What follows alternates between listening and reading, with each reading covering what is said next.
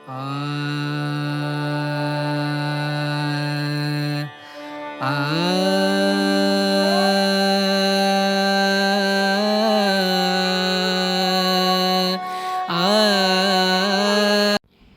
পয়লা Boishakh special আজকে নিয়ে এসেছি ঠাকুরবাড়ির একটি বিখ্যাত রান্না, যে রান্নার নাম হচ্ছে ডিম হিঙের কচুরি। এটি অত্যন্ত একটি জনপ্রিয় না হলেও অত্যন্ত একটি সুস্বাদু রান্না।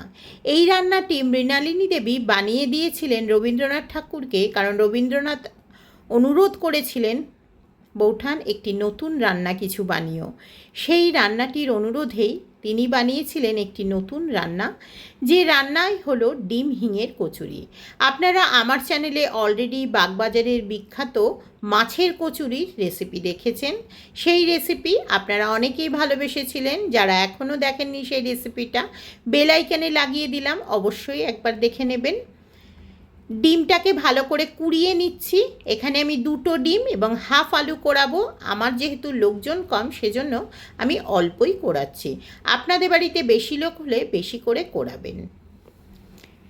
না কুড়িয়ে নিয়ে হাতে করে মাখলেও চলে, কিন্তু হাতে করে মাখলে অনেক সময় একটু কাটরি থেকে যায়। কড়াতে একটু সাদা তেল দিয়ে 1 চামচ মতো, তার সাথে 5 ফোড়ন, একটু জিরে ও তার সাথে পেঁয়াজ দিয়ে ভালো করে একটু ভেজে নিচ্ছি। ও হিং যে দেব সেই হিংটা এখনই দিয়ে দিলাম। একটা অত্যন্ত সুন্দর গন্ধ বেরিয়েছে। এবারে এই যে সমস্তটা কুড়িয়ে রাখা রয়েছে, আলু, তার সাথে ডিম, কাঁচা লঙ্কা, এই সমস্ত দিয়ে, তার সাথে তেল সমেত পেঁয়াজ এবং যেগুলো ভাজলাম সমস্তটা দিয়ে, গরম মশলা, লবণ, আমি এখানে রেগুলার লবণের ব্যবহার করছি, লঙ্কার গুঁড়ো দিয়ে ও কসৌরি মেথি দিয়ে, কসৌরি মেথির বদলে ধনেপাতা ফ্রেশ থাকলে সেটাও ব্যবহার করতে পারেন। এই সমস্ত দিয়ে ভালো করে একবার মেখে নিচ্ছি। যদি ঝাল বেশি খান তাহলে আরও একটু কাঁচা লঙ্কা ও আরও একটু গোলমরিচেরও ব্যবহার করতে পারেন।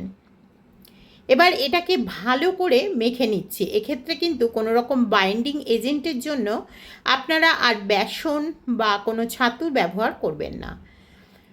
রবীন্দ্রনাথ ঠাকুরের বাড়ির রেসিপি, একেবারে অথেন্টিসিটি বজায় রেখে আমি ওনাদের মতনই মৃণালিনী দেবীরই রান্নাটি করছি। এরপরে এর মধ্যে এবারে আমি ময়দা তৈরি করছি। ময়দার জন্য আমি ময়দার সাথে দিয়ে দিলাম একটু জোয়ান। জোয়ান কিন্তু সবসময় যে কোনো খাবারকে হজম করতে সাহায্য করে, এবং তার সাথে লবণ ও সামান্য একটু খাবার সোডা, তেল দিয়ে ভালো করে ময়ান দিয়ে নেওয়ার পরে জল দিয়ে মেখে নিচ্ছি, ঠিক যেরকম লুচি বা পরোটা বা কচুরির ময়দা মাখে ঠিক সেরকমই মেখে নিচ্ছি।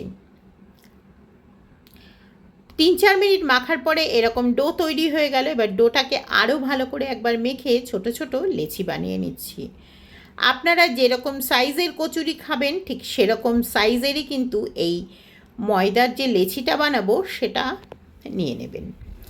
যদি বড় বানান তাহলে বড়, যদি ছোট করেন তাহলে ছোট। তবে এই কচুরিগুলো যেহেতু খাস্তা কচুরি হবে সেজন্য আপনারা কিন্তু একেবারেই একটু মোটা মোটা রাখলে তবেই কিন্তু সেই খাস্তা কচুরির অথেন্টিক শেপটা ও স্বাদটা আসবে। অনেকেই দেখবেন দোকানে, মানে যেসব দোকানে খাস্তা কচুরি তৈরি হয় সেই সব দোকানে বা রাস্তার ধারের কচুরির মাপগুলো ঠিক এরকমই হয়। এইভাবে ভালো করে গোল গোল করে নেবার পরে ভেতরে আস্তে আস্তে করে পুর ভরে নেব। আজকের রান্নাতে কিন্তু আমি কোনো রকম ময়দার ব্যবহার করব না পুর ভরার সময়, বা কোনো রকম বেলবার সময় ময়দার ব্যবহার করব না। আবারও বলছি, যেহেতু এটা মৃণালিনী দেবীর রেসিপি, ওনার পুরো রেসিপিটি আমি ফলো করছি। এবারে এর মধ্যে দিয়ে দিলাম আমি পুরটা দেবার পরে, এই যে দেখুন কত সুন্দর করে পুরটা দিয়ে দিচ্ছি। পুরটা দেবার পরে এবারে এটাকে গোল গোল করে একেবারে সুন্দর করে এটাকে একদম পুরটা শক্ত শক্ত করে ভেতরে থাকতে হবে। আসলে পুরটা যদি বাইরে বেরিয়ে আসে তাহলে ডিমই কিন্তু তেলের উপর পড়লে ফাটবে। এরকম ছোট ছোট টিপস ও ট্রিক্স পেতে আপনারা আমার চ্যানেলটিকে অবশ্যই সাবস্ক্রাইব করে রাখুন ও বেল আইকনটা বাজিয়ে রাখুন, কারণ যখনই আমি নতুন রেসিপি আনবো আপনাদের কাছে পৌঁছে যাবে আমার চ্যানেলে ইনস্ট্যান্ট নোটিফিকেশান। ব্যাস এই কথায় কথায় তৈরি হয়ে গেল একেবারে কচুরির পুর ভরা। এবারে বেলে নেয়ার পালা। এই যে ছোট বাটি, এই ছোট বাটির মধ্যে কি আছে জানেন? ছোট বাটির মধ্যে আছে সাদা তেল। এই সাদা তেল দিয়েই কিন্তু বেলা হবে, কিন্তু আজকের বেলাটা ঠিক বেলা নয়, অন্য রকমের বেলা। এই যে পুরটা বেশি হয়ে গেল, ওই যে একটা আমাদের অভ্যেস আছে না বাঙালি ফ্যামিলির বউদের, সব কিছুই গুছিয়ে রাখা, ওই পুরটাও গুছিয়ে রেখে দিলাম। ওটা কিন্তু কালকে ঠান্ডা ভাতে বা গরম ভাতে প্রথম পাতে খেয়ে নিলে খারাপ হবে না। এই যে দেখুন, এইভাবেই কিন্তু হাত দিয়ে চাপ দিয়ে দিয়ে বড় করতে হবে এবং একটু একটু করে বেলে নিতে হবে। লক্ষ্য রাখতে হবে যেন না ফেটে যায়। এবং এই কচুরিগুলোর সাইজগুলো ঠিক এরকমই হয়, এই যে এরকম ছোট ছোট কচুরি তৈরি হবে। দেখতে পাচ্ছেন ধারগুলো এরকম এরকম করে, ব্যাস কি সুন্দর তৈরি হয়ে গেল। এইভাবে প্রত্যেকটাই তৈরি করে নেব। হাত দিয়ে চাপ তালু দিয়ে, যদি আঙুলের ছাপ থাকে তাহলেও কিন্তু খারাপ লাগবে না, বেশ অথেন্টিক লাগবে। যাই হোক, সেই বৌঠানের মানে মৃণালিনী দেবীর, রবীন্দ্রনাথের বৌঠানের রেসিপি কেমন হচ্ছে অবশ্যই আপনারা জানাবেন। পয়লা বৈশাখ মানেই বাঙালির একটা ভালোবাসার জায়গা, সেই ভালোবাসার জায়গা থেকেই আজকে আমার এই ভালোবেসে এত সুন্দর রান্না। এটি খুব সহজ রান্না, আমি সবসময় আপনাদের কাছে সহজ রান্না আনার চেষ্টা করি।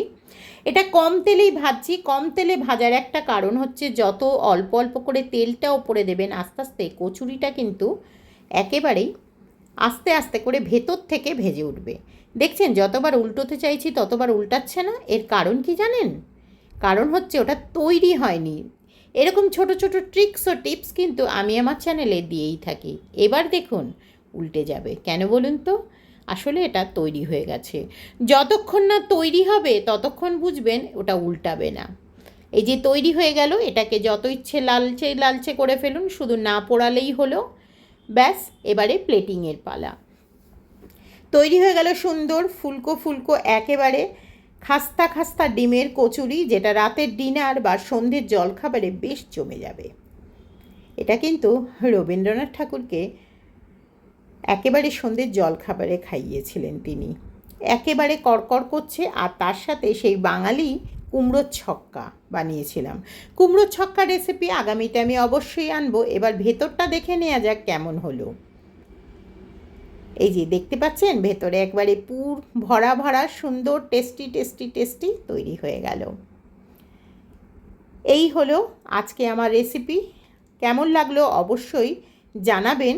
এই যে একেবারে পারফেক্ট। ডিমের কচুরি কেমন লাগলো অবশ্যই কমেন্ট করে জানাবেন। এরকমই সহজ রেসিপি নিয়ে আবারও আপনাদের সামনে হাজির হয়ে যাব। আজ এই পর্যন্তই। যারা সাবস্ক্রাইব করেননি তারা সাবস্ক্রাইব করে পাশে থাকবেন এবং বেল আইকন বাজিয়ে রাখবেন, কারণ যখনই আমি নতুন রেসিপি দেব আপনাদের কাছে পৌঁছে যাবে আমার চ্যানেলের ইনস্ট্যান্ট নোটিফিকেশান।